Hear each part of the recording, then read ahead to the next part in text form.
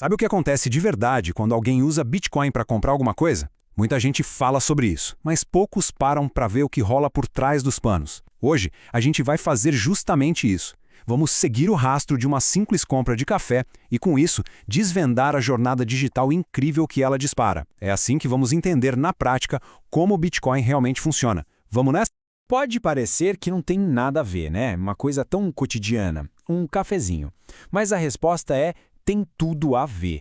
A compra desse café, que a gente vai acompanhar, vai ser nosso guia. Passo a passo, ela vai nos levar por dentro de um sistema que de fora parece super complexo, mas no final a gente vai ver como cada pecinha se encaixa para formar algo que pode muito bem ser o futuro do dinheiro. E para nossa história, a gente tem dois personagens. De um lado, a Alice, que está começando a usar Bitcoin. Do outro, o Bob, dono de uma cafeteria que resolveu aceitar essa nova forma de pagamento. O que eles nem imaginam é que essa transação simples entre eles é, na verdade, uma demonstração perfeita de uma tecnologia que está sacudindo o mundo financeiro.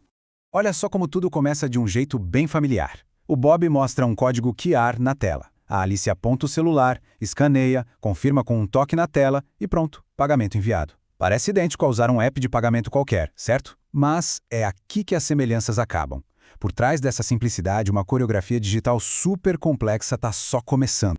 Ok, agora a gente vai fazer o seguinte, vamos abrir o capô para ver o motor dessa máquina. A primeira coisa a entender é, esquece essa ideia de que existem moedas digitais voando por aí na internet.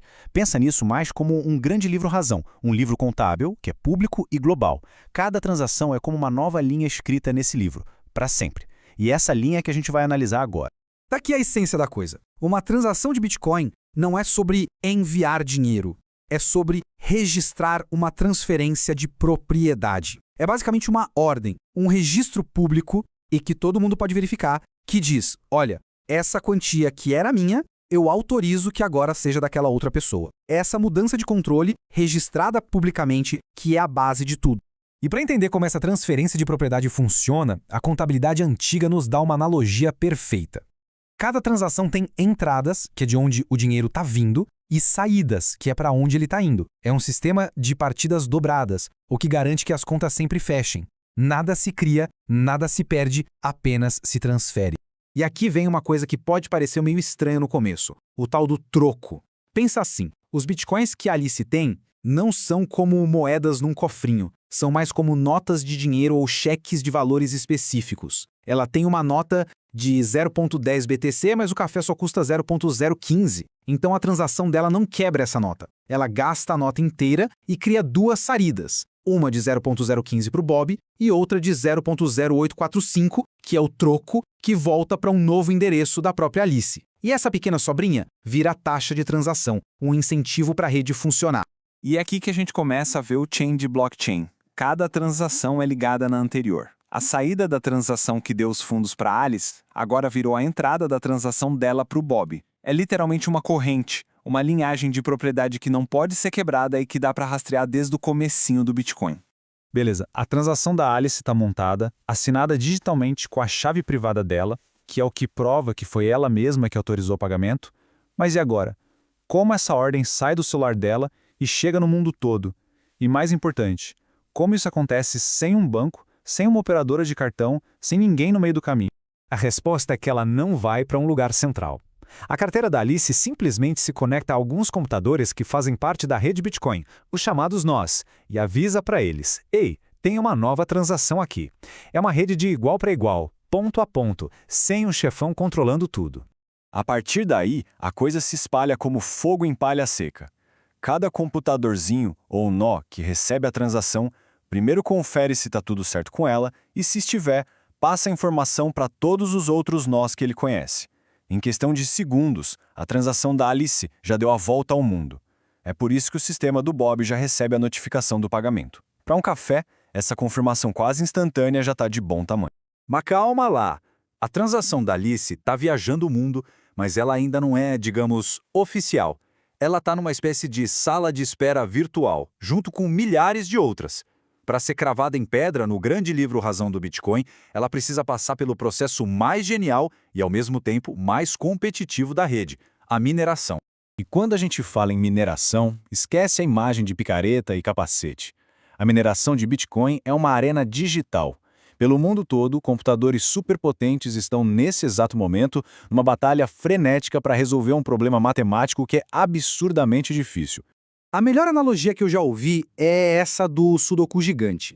Pensa só, achar a solução de um sudoku difícil exige um monte de tentativa e erro, gasta tempo, gasta energia mental, mas depois que alguém te mostra a solução, você bate o olho e confere rapidinho se está tudo certo. A mineração é isso, mas em escala computacional. É o que chamam de prova de trabalho. É essa dificuldade para criar e facilidade para verificar que torna a rede segura. Então, o que esses mineradores fazem, afinal? Eles têm dois trabalhos fundamentais. Primeiro, eles são os seguranças da rede. Eles pegam todas as transações que estão na sala de espera e checam uma por uma para garantir que ninguém está tentando dar um golpe. Segundo, eles são os tesoureiros. O primeiro que resolve o quebra-cabeça ganha o direito de criar o próximo bloco e, como recompensa, recebe bitcoins novinhos em folha e todas as taxas das transações que ele incluiu. E, finalmente, chegamos ao grande momento. Depois de milhões e milhões de tentativas por segundo no mundo todo, um minerador sortudo encontra a solução.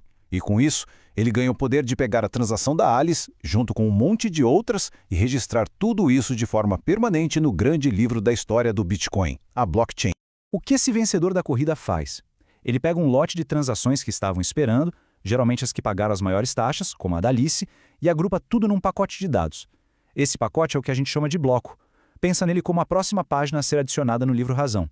E pronto, tá lá. O bloco de número 277.316. E dentro dele, entre centenas de outras, está o registro da compra do café da Alice. Esse bloco agora é ligado criptograficamente ao bloco anterior, o 277.315, que por sua vez está ligado ao anterior e assim por diante, formando uma corrente até o primeiro bloco já criado.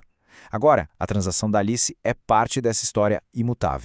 A transação da Alice agora tem o que a gente chama de uma confirmação. E a segurança não para por aí. A cada novo bloco que outros mineradores adicionam na sequência, a transação dela fica mais e mais segura. É como se estivessem empilhando mais e mais concreto em cima. Depois de umas 6 confirmações, ou seja, 6 blocos depois, a transação é considerada praticamente irreversível. Uma verdadeira fortaleza digital.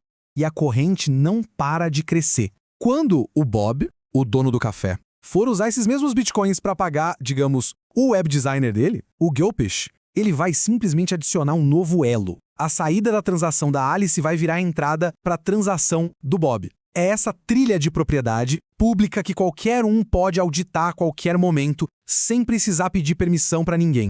E assim, a jornada de um simples cafezinho nos leva de volta a uma questão bem profunda. A gente acabou de ver como uma transação se torna um registro público, transparente e permanente. Se cada pagamento cria um rastro desses, um rastro indestrutível, como é que isso muda a nossa relação com o dinheiro, com a privacidade e até com a confiança? Essa é a grande reflexão que a tecnologia do Bitcoin nos obriga a fazer.